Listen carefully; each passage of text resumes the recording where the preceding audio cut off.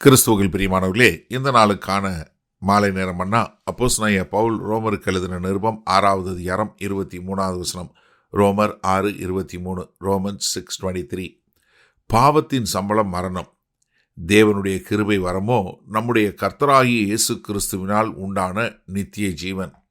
நம்ம எல்லாருக்கும் ரொம்ப பரிச்சயமான ஒரு வசனம். ஏன்னா பாவத்தின் சம்பளம் மரணங்கிறது எப்படி யோவான் 3:16 எல்லாருக்கும் தெரியுமோ, அதுக்கு அடுத்து தெரியக்கூடிய வசனம் இந்த வசனம் தான்.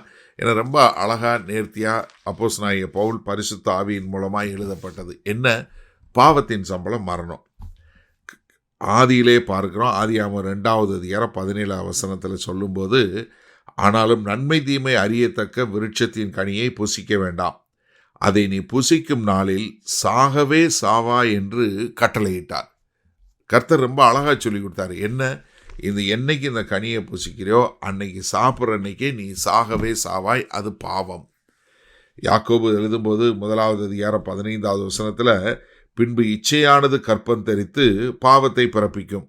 அந்த கனி நல்லா இருக்குன்னு பார்த்தாங்களா, ஒரு இச்சை வந்துச்சா, அது கனியாச்சா, பாவத்தை பிறப்பிச்சு. பாவம் பூரணமாகும்போது என்ன பண்ணும்? மரணத்தை பிறப்பிக்கும். மரணத்தை கொண்டு வரக்கூடிய ஒரு காரியம். அப்போ என்ன? பாவத்தினுடைய சம்பளம் மரணம் என்று சொல்லக்கூடிய ஒரு காரியம். நீதிமொழிகள் 11:19 சொல்லும்போது, நீதி ஜீவனுக்கு ஏதுவாகிறது போல தீமையை பின்தொடர்கிறவன் மரணத்துக்கு ஏதுவாகிறான். எப்படி? தீமையை பின்தொடர்கிறவன் என்ன பண்ணுவான்? மரணத்தில் கொண்டு போய் விட்டுருவோம். அப்போ என்னன்னா, நம்ம எடுக்கக்கூடிய எல்லா காரியங்களுக்கும் ஒரு முடிவு இருக்குது. அப்போ என்னென்ன காரியங்கள் மரணத்துக்கு ஏதுவானது, எது நீதிக்கு ஏதுவானது. அப்போ அங்கே சொல்லும்போது அதனுடைய பின்பகுதி என்ன சொல்கிறாரு? என்ன? அதாவது பாவத்தினுடைய சம்பளம் மரணம். ஆனால் தேவனுடைய கிருபை வரம் என்ன பண்ணுது? கர்த்தராகிய இயேசு கிறிஸ்துவினால உண்டான நித்திய ஜீவன் என்று சொல்லக்கூடியதாக. ஏன்னா யோவான் 3:16 நம்ம எல்லாரும் தெரியும். இயேசு கிறிஸ்துவை விசுவாசிக்கிற எல்லா ஒருத்தரும் கெட்டு போகாமல் நித்திய ஜீவனை அடையும்படிக்காக தான் கர்த்தராகிய இயேசு கிறிஸ்து இந்த பூமிக்கு வந்தார். அதன் மூலமாக தான் நம்ம என்ன ஆச்சு? நமக்கு இப்படிப்பட்ட ஒரு பெரிய காரியம் உண்டானது. ஏன்னா எபேசியர் 2வது அதிகாரத்தில் 8:9 பார்க்கிறோம், கிருபையினாலே விசுவாசத்தை கொண்டு ரட்சிக்கப்பட்டீர்கள், இது உங்களால் உண்டானது அல்ல, இது என்ன? தேவனுடைய ஈவு, ஒருவரும் பெருமை பாராட்டாதபடிக்கு. அதனால தான் என்ன, நமக்கு கர்த்தராகிய இயேசு கிறிஸ்து மூலமாய் நமக்கு என்ன உண்டாச்சு? அந்த நித்திய ஜீவன் உண்டாயிடுச்சு. தீத்து 3வது அதிகாரம் 5-7 வரை சொல்லும்போது, நாம் செய்த நீதியின் கிரியைகளின் நிமித்தம் அவர் நம்மை ரட்சியாமல் தமது இரக்கத்தின்படியே மறுஜென்மம் முழுக்கினாலும் பரிசுத்த ஆவியினுடைய புதுதாக்கியதினாலும் நம்மை ரட்சித்தார்.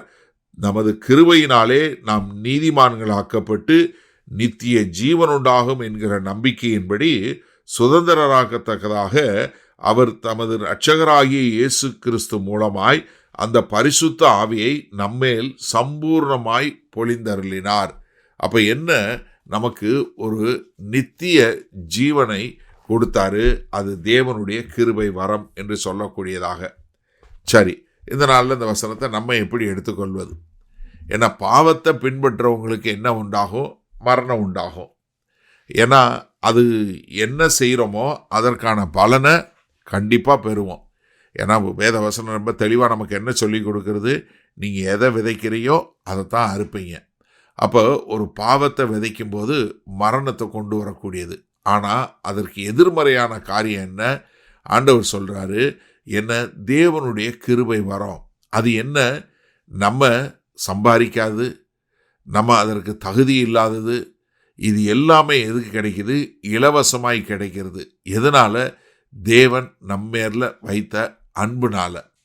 அப்போ நீங்கள் யோசிச்சு பாருங்க, ஒரு மனுஷன் பயங்கரமான பாவம், அப்படிப்பட்ட ஒரு குற்ற உணர்வு, அப்படிப்பட்ட ஒருத்தன் என்னை எப்படி என்னால் ரட்சிக்க முடியும், நான் எப்படி என்று சொல்லி உட்கார்ந்துருக்கும்போது அவனுக்கு என்ன உணர்வு வரும்?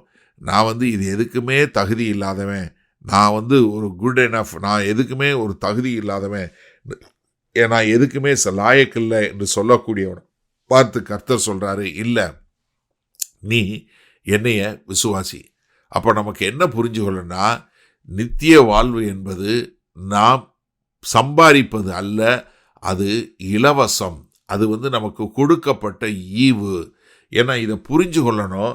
ஏன்னா நமக்கு கர்த்தர் கொடுக்கக்கூடிய ஒரு பயங்கரமான, ஒரு ஆச்சரியமான, ஒரு அதிசயமான, நம்மளால் கற்பனையில் எண்ணி பார்க்க முடியாத அளவிற்கு தேவன் நம்ம மேலே அன்பு வைத்து கொடுக்கக்கூடியது என்ன? அவருடைய ஈவு. அதன் மூலமாய் நமக்கு நித்திய வாழ்வு. வல்ல பிதாவே, இதோ உம்முடைய சன்னிதானத்தில் வருவதற்கோ உம்மை நோக்கி அப்பா பிதாவே என்று கூப்பிடுவதற்கு எதற்குமே தகுதியில்லாது இருந்த எங்களை, பாவத்திலையும் அக்கிரமத்திலையும் மரித்தவர்களாய் இருந்த எங்களை தேடி வந்து இதோ உம்முடைய கிருபையினால் எங்களை ரட்சித்து எங்களை மீட்டெடுத்து நித்திய வாழ்வை கொடுத்து உம்முடைய பிள்ளைகளாய் இந்த பூமியில் எங்களை அங்கீகரித்து வைத்திருக்கிற உன்னத தெய்வமே, உமக்கு கோடான கோடி நன்றி செலுத்துகிறோம். இயேசு கிறிஸ்துவின் மூலம் பிதாவே, ஆமேன். கர்த்தர் உங்களை ஆசீர்வதிப்பாராக. நாம் நாளை காலை தினசரி தியானத்தில் சந்திப்போம். Good night.